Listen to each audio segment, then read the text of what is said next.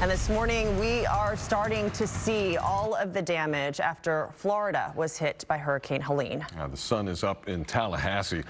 This Helene was a Category 4, very strong storm, the strongest to hit Florida's Big Bend ever, as far as we know. Gage Goulding back with us live from Tallahassee this morning, where, as I said, the sun is up. Gage, what are you seeing out there?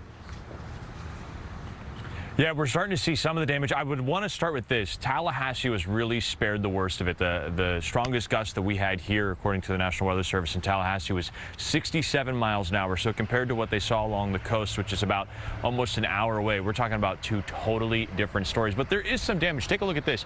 This is a road sign that was damaged.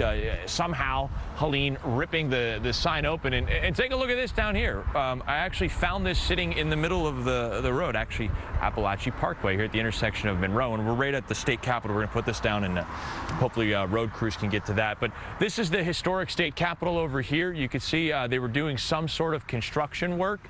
It looks like at this time the capitol was spared the worst. More so just some fencing that was torn down, and smaller stuff like that. Is, I would say, really, photojournalist Oscar Chavez and I, we were talking about this. Wow, last night during the storm, it felt like a hurricane, right? There were strong winds, there were gusts, there was lightning around the outer eye wall. So it had that hurricane type feeling. However, when you look at what happened, this really just kind of, at least in Tallahassee, I don't want to speak for what's on the coast yet, we're headed there next, but you know, for what we're dealing with right now, it just seems like a really strong thunderstorm. But then you see things like the sign that got popped out there, and you're like, okay, maybe that doesn't seem right.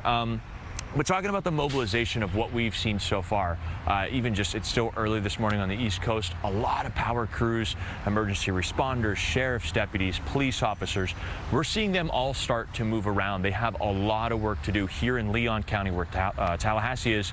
About 52% of the county is without power, but whenever you move south, just about one or two counties south, there's 100% power outage there. So we're talking about the areas where Perry is, where this hurricane made landfall just not even 12 hours ago. So a lot of work for these crews to do, a lot of cleanup. So we just made it just down the street from where we're staying at, our hotels. We told you we have no power, but the good news is when you come to a place like this, there are a lot of places that have power. Actually, we even saw an oil change shop that's actually getting ready to open for the day. So a glimpse of good news for the Florida Big Bend area, Tallahassee, is that there is that, you know, sight of normalcy. You know, you wouldn't think that an oil change shop is normalcy, but that's a good sign to see on just what hopefully will be a more normal Friday here. A lot of people here checking out of the hotels early. They're just happy that they evacuated. They did all the work that they had to do to make sure that they're safe, but they're going to go home and then start their cleanup process. We're live in Tallahassee. Gage Goulding,